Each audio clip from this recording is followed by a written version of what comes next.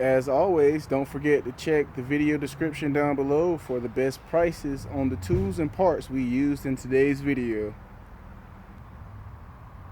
Today we're going to be working on a 2016 Jeep Cherokee window switch driver's side. Okay, so this is our new window switch.